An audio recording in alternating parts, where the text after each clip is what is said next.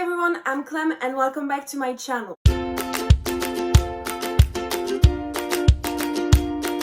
So today I'm going to do a very special book haul because throughout the month I was supposed to receive books that I ordered, but also books for my birthday since it was 2 weeks ago.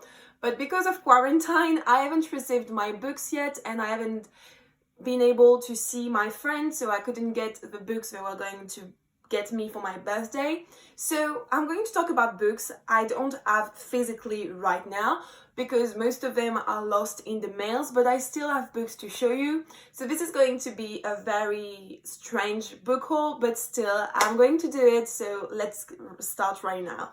The first book I'm going to mention is actually the only book I have yet for my birthday, and it is the first volume of Lock and Key by Joe Hill and Gabriel Rodriguez. So you might know the name of this comic because it is actually a series on Netflix. And so I've watched the TV series on Netflix, I loved it, I fell in love with it, so I had to buy the comics in order to read the story and to know what was going to happen after the end of season 1. So far it's just the first one. I'm planning on getting the rest. So if you don't know what it's about, you're following the 3 Locke children, and at the beginning of the story they're arriving in Key House after the death of their father. And Key House used to be the house where their father grew up in, but they never went into it. And so the youngest of the Locke children discovers a lot of keys in Key House, but each key has a power. For instance, you have a mirror key, you can put it in a mirror and the mirror starts doing weird stuff. So they're discovering keys, and also there is this bad woman who's locked inside Key House, and she wants all the keys for herself because it's going to bring her power or stuff like that. And you also have a huge mystery around the childhood of their father. So it's really amazing. You have mystery, supernatural elements, also sometimes it's funny. I really liked season 1, and after the end of season 1 and the cliffhanger of season 1, I needed to buy this so I can read it and know what's going to happen next. So I really can't wait to read it. Now moving on to the books I bought for myself this month, and the first one was of course Chain of Gold by Cassandra Clare. So this is the first book in a new trilogy, The Last Hours, and in this one you're following the children of Tess, I was going to say Jem, no, but Will, and all the characters from The Infernal Devices. I haven't read it yet because I need to finish my reread of The Infernal Devices. I just have the last one to read and then I will be able to read this. But one of my best friends already read it and she loved it, so I can't wait to read it. It's a huge book, but I mean, it's a Cassandra Clare book, so I couldn't expect something else.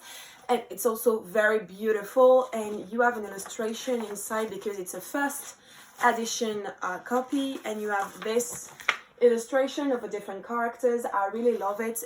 It's made by the one who does all the illustration for Cassandra Clare, and I just forgot her name, but I really like her style, and so I can't wait to read it because it's been a while since I've read new contents by Cassandra Clare. Okay, now moving on to the books that are actually in the mails, but I haven't received them yet.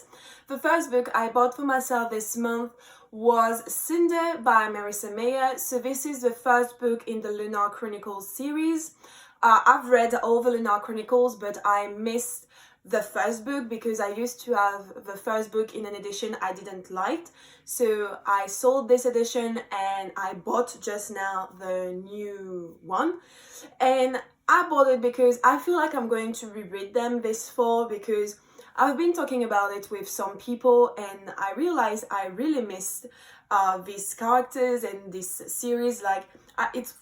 It's really one of my favorite series and I really want to go back and to reread it and to just like it a lot. I really like it and I can't wait to reread it. Next, this month I also bought Supernova by Marissa Meyer. So Supernova is the last book in the Renegades trilogy by Marissa Meyer. You know, this trilogy. So this is the first one. So I haven't read the second one and neither the third one, obviously, but I really enjoyed the first one, Renegades, and I got Arc Enemies, but I haven't read it yet because I'm not in the mood for like a superheroes book. I need to read it really because I know that a lot of people liked it, and especially the last one. So I thought that if I bought the last one, I will have no excuses like not to read it. So hopefully I'm going to read them, maybe the two, like the second one and the third one, in the same month. So after I will be done with Renegades. I don't know, maybe it's not going to work and they're going to sit on my shelves untouched for like 2 years. Who knows? Everything's possible with me. And last but not least, this month I also bought for myself Kingdom of Back by Mary Lou. I'm just going to show you the cover real quick here on my computer. I don't know if you can see it, but this book, because I don't have it physically, because it's lost in the mail. So Kingdom of Back is the latest book by Mary Lou. It came out in March. Yes, it came out at the beginning of the month. And in this book, you're following the life of Nannerl. I think it's how you say it, Nannerl. I don't know. I know how to say it in French, but in English, apparently no. We're following the life of Nannerl, and Nannerl is the sister, like the real sister of Mozart. And things are that nobody knows about Nannerl because Mozart was the famous one in the family, but Nannerl actually was also a musician and she did amazing pieces of music. But Nannerl lives in the 18th century and it's not well seen for a woman to do music. But Nannerl wants to become famous and she wants to do music. One day, a stranger comes and he offers to Nannerl an offer she can't refuse, and it has something to do with magic. And maybe he's going to do something like with magic, so Nannerl will become famous, and I feel like it's going to have something to do with Mozart. Maybe he's going to lose his gift for music. Who knows? I'm very intrigued because this is the first historical fiction by Mary Lou, and it's a genre I want to read more of, so I'm really excited. And so far Mary Lou has only written like sci-fi or dystopian or fantasy novels, so I'm really intrigued to see how is it going to be like, because I like her writing style, but I'm not sure it's going to fit well historical fiction. So I have a lot of questions and high expectations. I hope they're going to be rich, so I will let you know my thoughts once I've read it. I think I'm going to read it in May because my TBR for April is full. So we'll see what I think of it. And that's it for today, guys. I hope you liked this haul, even though I hadn't a lot of books to show you, even physically. So yeah, like quarantine is a bit hard, but you know, we have to go with it. So don't forget to like this video if you did, and also to subscribe to my channel to be notified when I post new videos.